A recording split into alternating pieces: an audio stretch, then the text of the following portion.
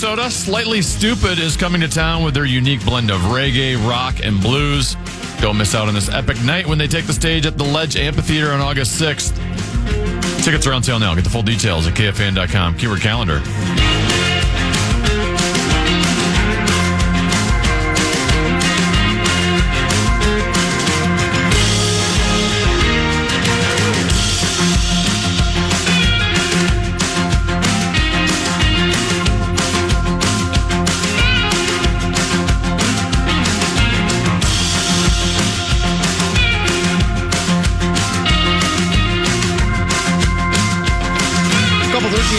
Past Common Man program. I'm Common. He's tend to be excited and delighted to be joined by the legendary Mark Rosen. And I have a question for you. This has been bothering me all last night. I've tossed and turned and I couldn't sleep. And I want you to try to answer this for me. Okay. Who spent more money? The Twins on payroll last year, the Pohlads on payroll, or you on Timberwolves tickets? Who do you think spent the most? Oh, me on Timberwolves tickets. It wasn't, that statement was from... Would have been 20... Yeah, it was 100 in 2024. Yeah, that's when they were playing. My son was in town, and they had that... we bought tickets for, 2 or 3 series, whatever it was. Yeah, well, they had 2 series in a row.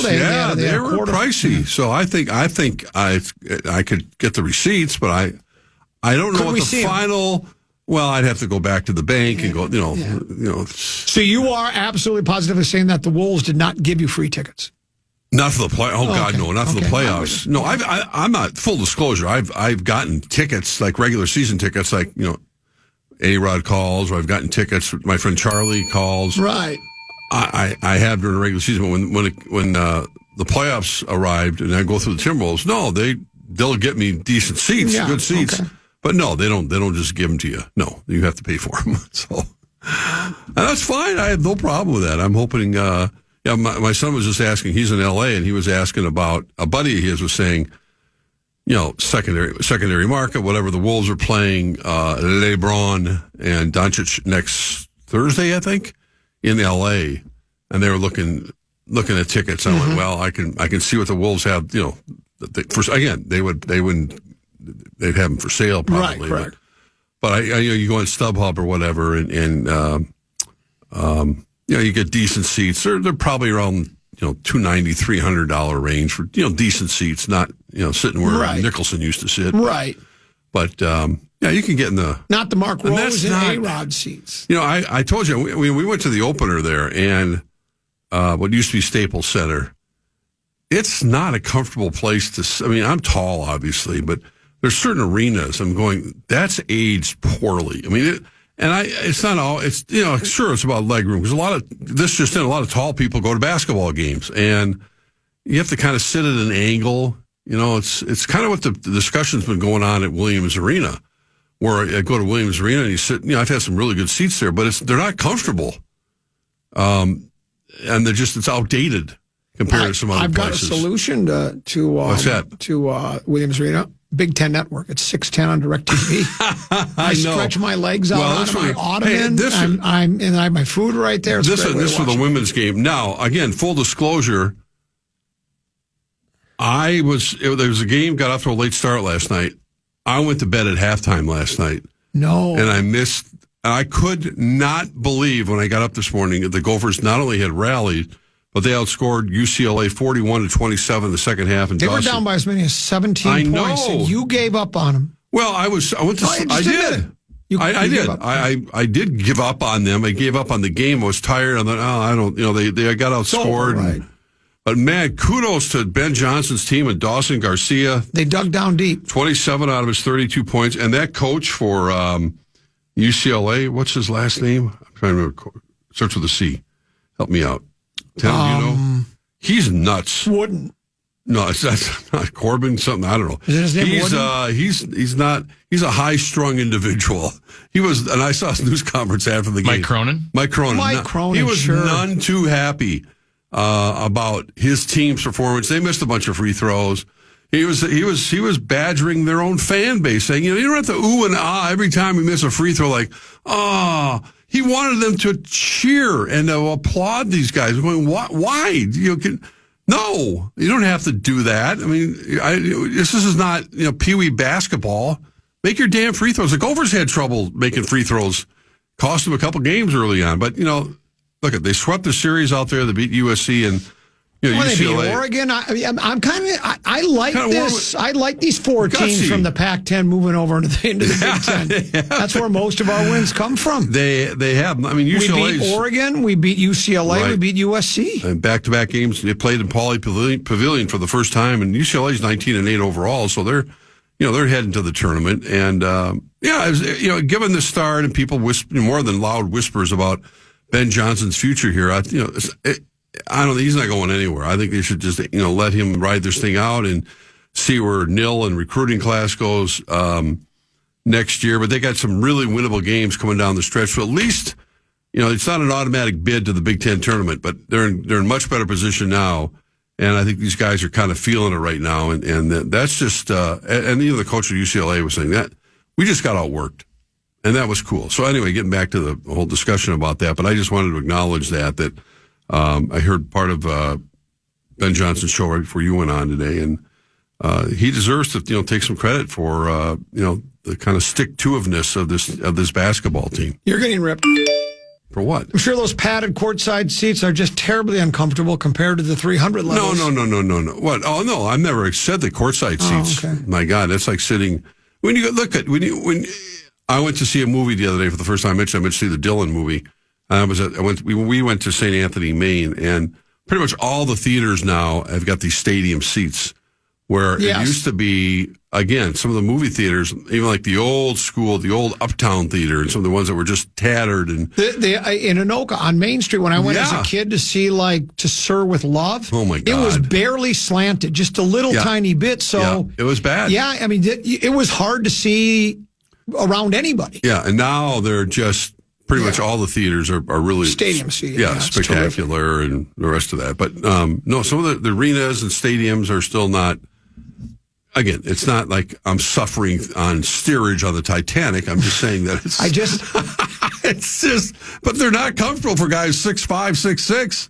I just came up with a nickname for you. What's that? Front.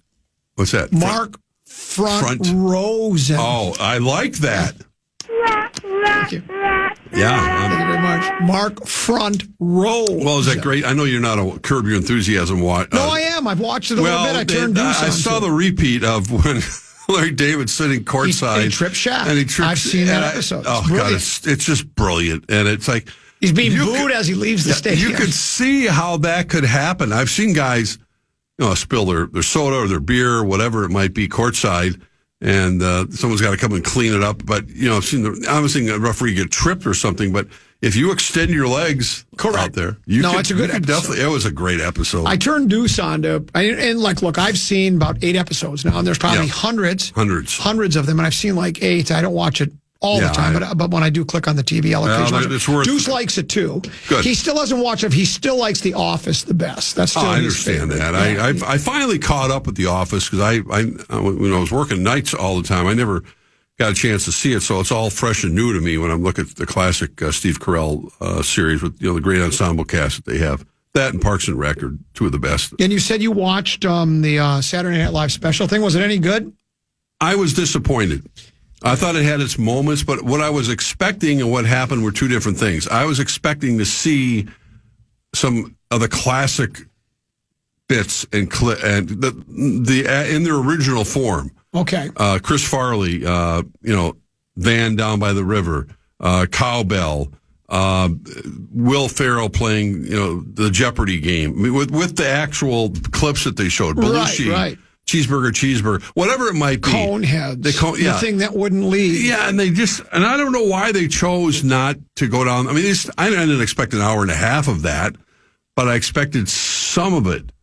And they had very little of it. And they So they just trotted out a lot of the people that have been on the cast for all these years. With newer skits. Yeah. Yeah, and it just, there were moments. McCartney finished it, and they had, Paul Simon was on, and there were some sentimental. I think one of the best ones was Adam Sandler kind of doing a kind of memory thing, and he got a standing ovation for his. He got up there with his guitar and sang a song, and they had some clips behind him. But Yeah, that part of it was just kind of like some of the skits were just okay. Yeah. But, Well, I think I've told you this before. And this is the truth. The only time I watched Saturday Night Live was in the very first couple of seasons in 75 when they had the original cast with Kurt and Belushi, Radner. Chevy Chase was just on 1 year. Garrett Morris and those. And it was really, really good. But then, at that point, we stopped watching it. My life changed. I became a sort of work and doing this and that. And so I've never seen it. And the people I trust tell me there have been a lot of good casts and a lot of ensembles, but Kristen Wiig, the people I trust, of course, maybe they live in the past like me, they still say nothing tops the first few years of it's pretty hard. And they were, it's like, you're talking about, baseball teams or this or that. Those were all comedic Hall of Famers. Yes. Second City, a lot of them came from Second City and everything. But anyway. Stuff. We'll take a break. We'll come back with the legendary Mark Rosen, Common Antenna B, right here on The Fan. The Fan wants to give you a shot to put $1,000 in your hand with our national cash contest. Enter the keyword bonus at KFAN.com now for a shot at winning. The keyword is bonus. Enter now. Grand. That's the wrong day. Keyword is grand. Enter it now at KFAN.com. That keyword is grand. Enter it now at KFAN.com.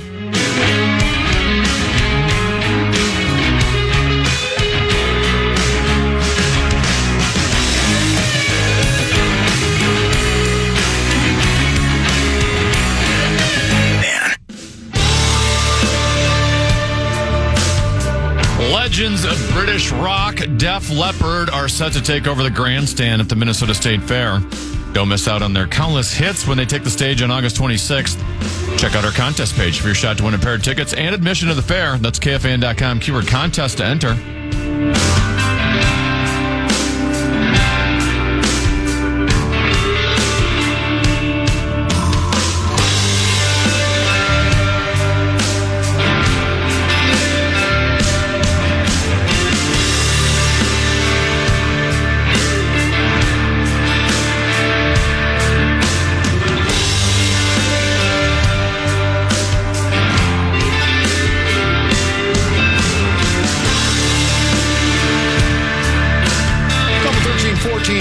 Common here, final, along with Tennessee and Mark Rosen, final segment of the day. It's not.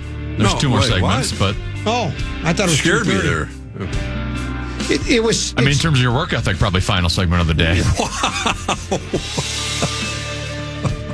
I really like Common's work ethic. I can't wait to watch his comedy. I'm sure it's going to be riveting. Flop, Sweat, and Tears tour.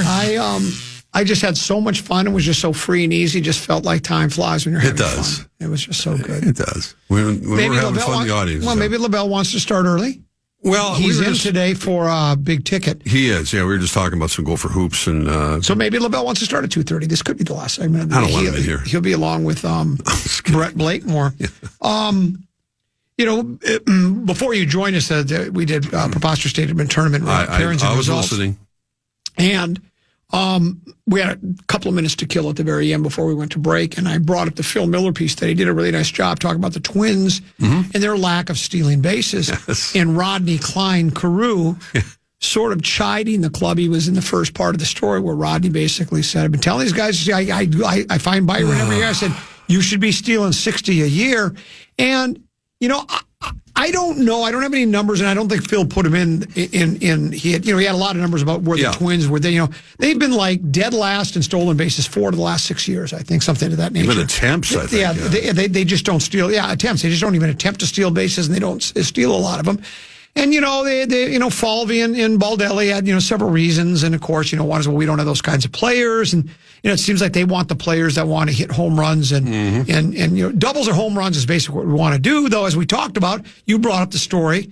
I think it was either Phil Miller or Bobby Nightingale wrote the piece about how with the new hitting coach, right? They're now hitting out in the field again instead of down in the basement in the dungeon into the nets, and they're trying to practice situational hitting to other parts of the field. So maybe they're kind of changing at least slowly their approach to hitting and not just saying we're either going to strike out or hit a home run, because they've been very proficient at that.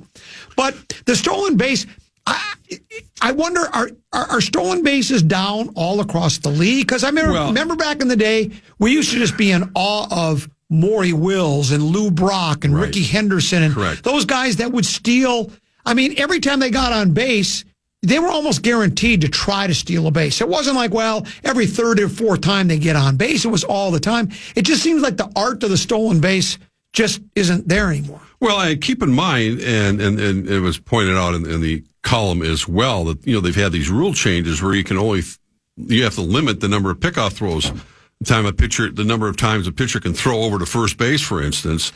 And they've had that's contributed to, as the article said, a small increase in the size of the bases and base stealing. Yeah, and you can only end the 3 pickoff attempts. You would think there would be more stolen base attempts. Because then you basically have a free pass. They can have a pitch out, granted, but to me it goes hand in hand with what we were talking about yesterday, with the context and the concept of situational hitting. If Byron Buxton, who's, as Rod Carew said, is more than capable of, if he stays healthy and gets on base, of stealing 60 bases, he gets to second base, well, that's great. But if you're trying to just hit home runs and the next man up, or whomever, maybe it's Correa, whomever it is, isn't almost like sacrificing himself. Let's say he's the leadoff man, he gets on second base. What you want to do is get Buxton to third, hit the ball to the right side. It doesn't have to go through for a base hit, but it's an automatic, and then that helps you set up the way the game that you and I loved to watch it played. But now it's like, they have the thing. Buxton had once stole 33 straight bases. His career high was 29 in 2017. But, I think all of us kind of hold our breath anytime Buxton tries to steal second. Because or just tries to turn a single into a double. Yeah, because I think he's going to come up lame. Something's going to happen. His leg's going to get hurt. But, Rodney perfected the art of stealing. Of course, not just home, which was his forte, which was, I still can't believe, in 1977. I just think how extraordinary it was to watch Rod Carew steal home 7 times, I think it was. So, but he just knew. I mean, the best base stealers I've ever seen on the Twins, Rod Carew, Paul Molitor. Paul Molitor was a tremendous, and Mauer. I mean, Mauer was far from the fastest guy in the world, but he was a great base runner. He knew how to read the from going from first to third on a base hit. He knew how to kind of to read the outfielders, and he did his homework and did all that. But I think that's something that, being a baseball purist, we both would like to see a lot more of. Well, since the rule changes, they've gone up considerably. They have. League wide. Yeah. This past season, there was 3,617 bases stolen. That was the most in 109 years, and the third most in any season since 1900. So there you go. Well, what have the Twins done? Yeah, I mean, the Twins don't take advantage of it because they've had average of 54 their successful sabermetrics steals. and their analytics tell them their sabermetrics and analytics tell them, and I get it, because the way baseball is set up now, for the most part, and this might not be with all 30 teams, but it's like, we're going to have our pitchers throw as hard as they can for as long as they can and pull them out. And so the best way to counteract that is swing for the fences, I guess. If you remember, after the Twins won their first series, after they were 0-18 in postseason games, then they won a game and the series and moved on, and they got eliminated. But in the postseason roundup, Falvey and Baldelli basically said, that's what we're going to do next year. We're going to attempt to strike a lot of people out and hit a lot of home runs. And that's kind of what baseball sort of has. And they've tried to combat that, I guess, because of this base stealing thing. Right. And we've now seen, as Teneby just pointed out, there are more base stealing attempts. But we care about exit velocity and launch angle. That's what we care about. That's what we care about, though. It does look, with this new, as we talked about yesterday, in the piece that was in the Fisher Up Factory 2 days ago, it seems as though they are now starting to work more on situational hitting the opposite field. And it's like, I mean, again, a 3-run home run is great, and that is the best, most efficient way to score, get a couple of guys on base and knock it out of the park. But if you got guys in slumps and you're wasting, you go, well, through 6 innings, we left 12 men on base because all we're trying to do is hit a 3-run home run. Right. Maybe if you try to advance a guy, hit a double and a couple singles to the opposite field, might have scored 2 or 3 runs. Yeah, absolutely. And the Twins, this is not necessarily the Bomba squad of old, not even that old. When you go up against a Yankee team, for instance, and they have guys pretty much from the top to the bottom of the order, who can hit the long ball. You have to counter that somehow. You just can't expect to go toe-to-toe with the Yankees in the home run department. You got to find ways of manufacturing runs. So I hope this goes hand in hand. And that's what we talked about yesterday. If you got a Rod Carew down there at spring training, listen to him. And I'm not so much the players, the manager, the coaches. This has got to be, you got to be on the same message. You got to be on the same mindset. Otherwise, why do you have Rod Carew down there? Right. Oh, he can help the guys hit the ball. He's phenomenal at it. I've watched him, and he and Tony. We'll see you tomorrow again at 2:00. Tenneby, thanks for having me. Oh, see you around. Always. Last segment, that was great. Hey, we enjoyed our visit with you today. We'll be back at 12 noon. Stick around. No, we'll be back after this here on The Fan.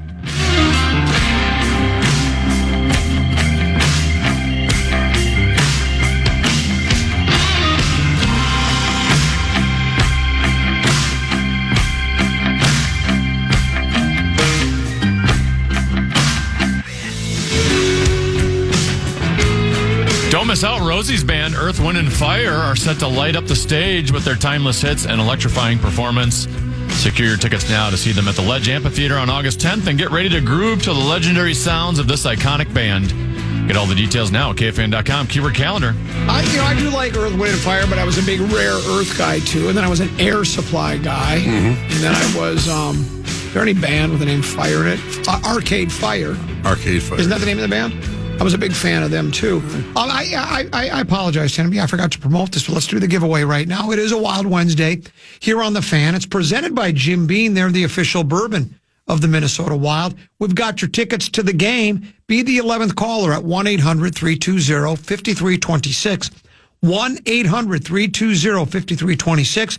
If you're the 11th caller, you win a pair of tickets to see the Wild host the Boston Bruins on March 2nd. Be the 11th caller. You'll be a winner from Jim Beam, the official bourbon in the Minnesota Wild. The Minnesota Wild and all of us here at The Fan. Combine next week. Right. I think last year, a couple of teams just said we're not even going to bother going. And for various reasons, I don't remember exactly what they were. I've always sort of felt, with really no proof, it's the esoteric approach. It's just my gadfly sense tingling that, general managers and head coaches and position coaches and personnel guys, they can garner some information, but I think it's mostly to keep the NFL in the news. It's like you get them on for like 4 days, right? They go from like Tuesday through Saturday or whatever it is, and this way you get ESPN's there breathlessly covering it, NFL Network, and NFL Network, and people are paying attention to it, and Paul Allen will be broadcasting live from there, and 11 guys on and talking. When really, I think the best way to identify talent is put a tape in of what they've done in college football and see what they can do. It's a valid point. I think there's a lot more stuff that goes on behind the scenes as well as conversations. And we know with the Combine next week, the timing of it, I think PA's on Tuesday and Wednesday. I think the actual Combine doesn't start till Thursday. But we've all seen the drills. We've all seen the sprints. We've all seen, the quarterbacks that are going to be trying, some throw, some don't, some do this. And you're looking for that, the fourth round pick, whatever, especially for the Vikings. They don't have that many draft picks right now. But I think a lot more conversations will be had with free agency when the bell rings in March, behind the scenes. I mean, Kwesi potentially could be talking to general manager A, B, C, whatever, D, and kind of setting the table for, further conversations about a trade or agents that are all there. I mean, keep that in mind. I mean, the salary cap was announced, I think today, the NFL, said today the salary cap's going from $255 to close to $280 or a little over $280 million this year. That's a big increase. And the Vikings, as we know, have $60 million plus, and they probably end up having more because they're going to end up redoing some contracts, releasing some guys. So they got plenty of money to spend. So I agree that, while on the surface it doesn't look like, you might find that late round pick that'll stand out, and you go, man, I don't know what I haven't seen, like from the Senior Bowl or whatever bowl game you saw them in, plus their tape of their college season that you're not going to discover here. I mean, you can eyeball them in person. That's the only difference. But I think a lot of those other things that go on behind the scenes are probably just as important. Yeah, as you just mentioned, the Vikings don't have many picks. They've got a first, 2 fifths, and that's it right now as it speaks. They're getting that compensatory pick, which is the last pick. They add one at the end of the third round, or to me, it's more of a fourth rounder because it's the front of the fourth rather than or the end of the third. So you wonder, unless they do the old Spielman trick where they take the one and trade it and maybe try to get a third and a fifth or whatever you could get for if they wanted to increase the number of draft picks. But let's say they just have their 4. It really makes for, when you start talking about looking at players and interviewing players and what you're looking for, it doesn't necessarily shorten the number of people you're looking at, but you're not going to have as many people to pick through. So I guess if you're doing 4, you got to kind of get the right guys. I think you have to, what I'm trying to say is you have to prioritize either position or player and say, if we had this normal 7 or 8 picks, you could look, but we've got to really make sure we target the guys we really want. And that's why, this is why, I deservedly get chided by you when I say things like, Dallas Turner will be like getting a draft pick this year because they traded heavily to get him last year. And he was, I hope, was just young, immature a little bit in terms of his getting ready for the NFL. From a standpoint, we saw Verse from the Rams blow up in his rookie season, and the Vikings expect a similar outcome from Dallas Turner. That's why they moved up the way they did. He's just a lot younger, and now he's had a year to kind of off season to kind of figure things out and get stronger, et cetera, et cetera. But they had better hope that he ends up having a big impact this year, especially on that defense, which is going to be totally revamped this season. They're massaging a lot of stuff in the secondary right now. Hearing rumors that Josh Oliver won't be back as their kind of their backup tight end. From where he's at, it's a strong tight end class. It's not to suggest that they can't sign, other people or potentially even bring him back at a lower price. But all the gamesmanship that goes on, the Rob Brzezinskis and Kwesis, they sit down and they move the dollars like it's a big Monopoly game. And this is what goes on. It is something to watch. I can't see it, but to understand what goes on behind the scenes. And how many discussions are had, but it's so crucial. The month of March, you could argue, is as important leading into the draft, of course, in the end of April, as I don't think it's a preposterous statement as almost the start of the season. You've got to make the right moves in March to change your roster to your liking. We all know watching the Vikings, especially at the end of the season, and where the other teams have gone, where the areas of improvement need to be in order for them to move to the next echelon. That's obviously offensive line, defensive line, and probably secondary. But how many of those jobs you're going to be able to fulfill during this free agency period? Let me ask you another question. The head coach of the soon-to-be big game world champion Minnesota Vikings was named the coach of the year. He was signed to, and I still don't know if they've publicly proclaimed how many years it is and how much a year. I think we think it's like 4 or 5 or like $15 million a year. Kwesi, unless I missed it, Kwesi has not. No. What's the delay there? Do we know? Do we have any indication? I think it's just a matter of the negotiations with his agent right now. Oh, really? Yeah, it's going to get done. Oh, it is? Yeah. Okay.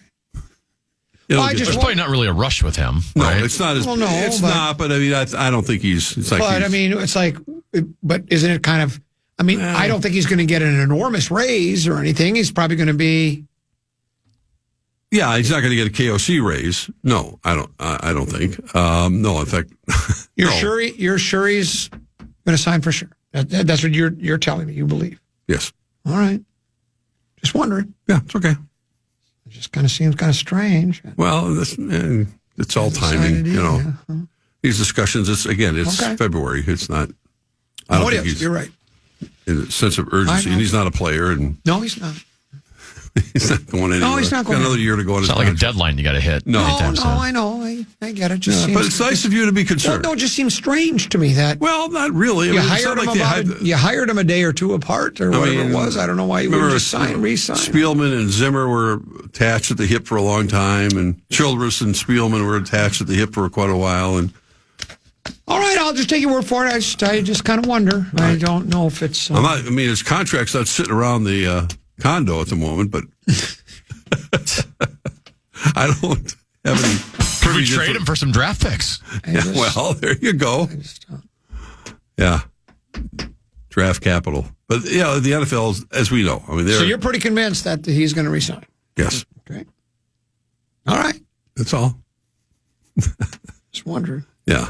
I'm not trying to start anything. I know you're not. I know you're not. It just seems strange. I would have thought that had been done like a day or two after KOC. Of course, he wasn't named general manager of the year, front office executive of the year. It's just, sometimes it's just typical kind of negotiations that go on, and I don't think it's any...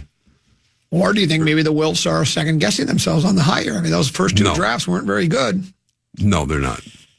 Okay.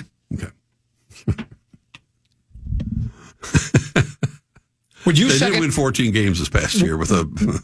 Would you second-guess the general manager hiring? No. Okay. Not for a minute. No. Not even for a minute? Not even for a fleeting second? I'm not suggesting that he's Howie Roseman-like right now. He's still learning. I think Kwesi's still learning on the job. There's a lot of things you still have to... And he's got a full plate. Any of those GMs do. There's a lot more that goes into that job than meets the eye. And he's got his hands in everything. And it's that's what you sign up for. He's a very, he's got a economics background, very analytical guy, very smart man, understands the game, understands, and he's got plenty Sounds like you're describing meat sauce. A little bit. God, just about. It's pretty close. Yeah. So. Okay. Anyway. We'll just wait and see what happens. Right. Wanted to ask you about, now we're hearing reports that, when the Doncic for street clothes trade went down, everybody was shocked, reverberating everywhere. Literally, you would have thought that the United States had just declared war against some other country. It just went on for...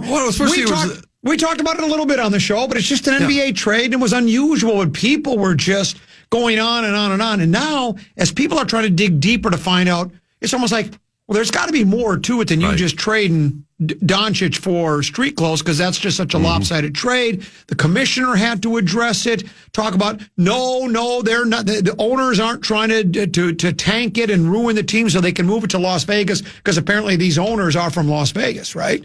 And they own casinos. The owners of the Dallas Mavericks. Yeah, the Dallas Mavericks. And then there's also, the rumors that, well, he's fat and out of shape, talk about Doncic, and then he likes to drink too much. I saw another story that said another thing they were really worried about is he came to practice or went somewhere someday where he had a big jug of lemonade and iced tea, and that was like, that's water calories are the worst things you can do, and that he likes to drink a lot, and that they just think... A lot of calories in there. Yeah, and they're thinking, now I don't know if all of this is made up, because there's not always quotes attached to it, but there's all these rumors that it's more than just, well, he likes defense better, because remember, the GM said defense wins championships, and we think we're having Davis. And so I don't really know what to believe anymore with this Doncic stuff, if maybe they do look at him as being kind of a party guy. And again, I don't know. I don't hang out with the guy, so I don't know if he's a party guy, and I don't know if he's really out of shape, and I don't even know if that really matters because of the way he puts the ball in the net. He's not great defensively most of the time. I don't know what to make of the entire... Well, I think a lot of it, the suspicion or the shock and awe happened because of the timing. It was a late night. I was just all ready to go, going to sleep.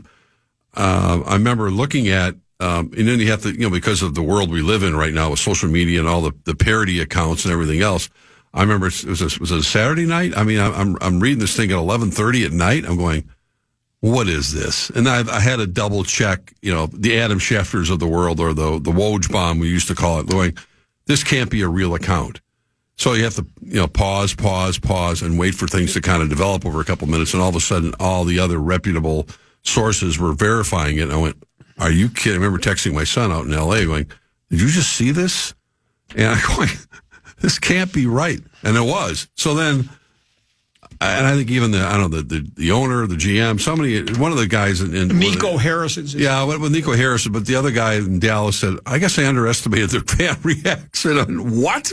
How could you underestimate it? You just traded one of the real superstars at 25 in the game today. So, I think there's probably a little kernel of truth to everything you just said, but it doesn't mean that he can't be a dominant player. I mean, remember when Joker won the MVP or won the title, he goes, he had to stick around for the parade or something, and Denver won the title. I go, oh, God, I just want to go home and ride my horses back to Slovakia or whatever. I don't want to be, it's like, you're kind of going, well, come on, man. I mean, and I think there's a mentality sometimes with some of the players that go, I want to have my cake and eat it too. I don't know if I'm not going to be right Jordan-esque or Kobe-like or whatever it is. I'm not going to spend another 4 hours in the gym.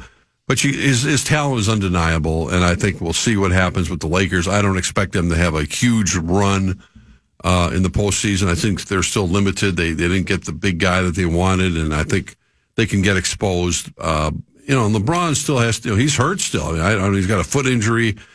It's when you're 40 years old, that stuff kind of creeps up on you.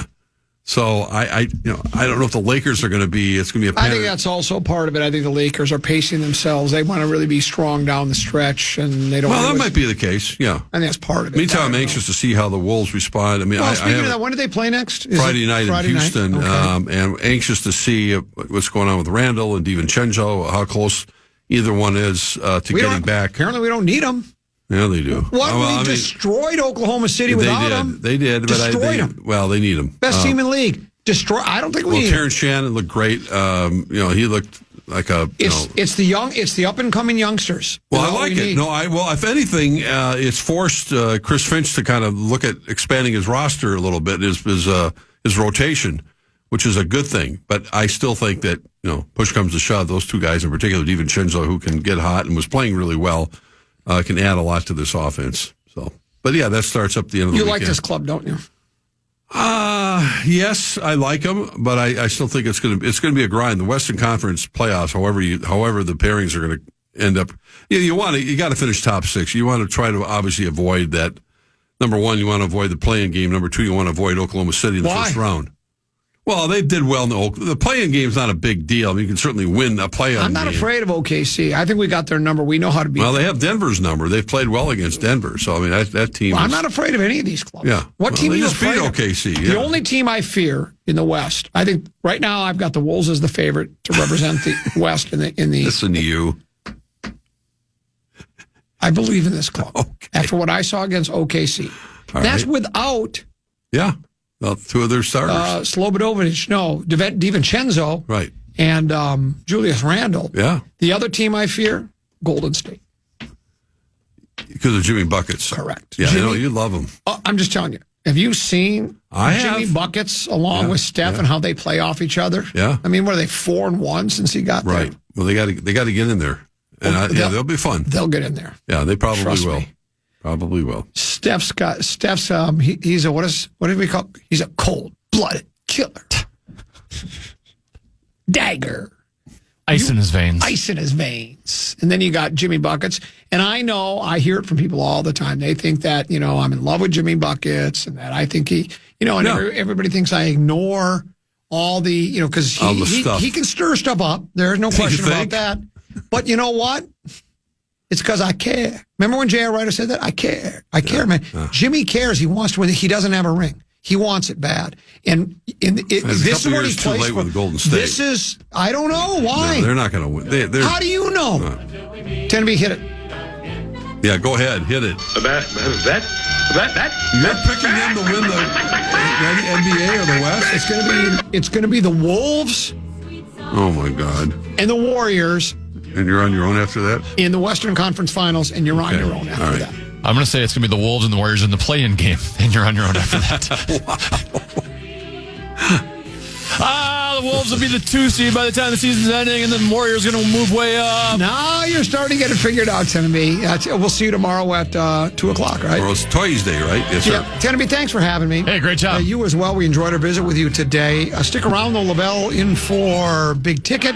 And JG also, Brett Blakemore, will be sidekicking. We'll talk tomorrow at 12 noon right here in the night, Mrs. Calabash, wherever you are.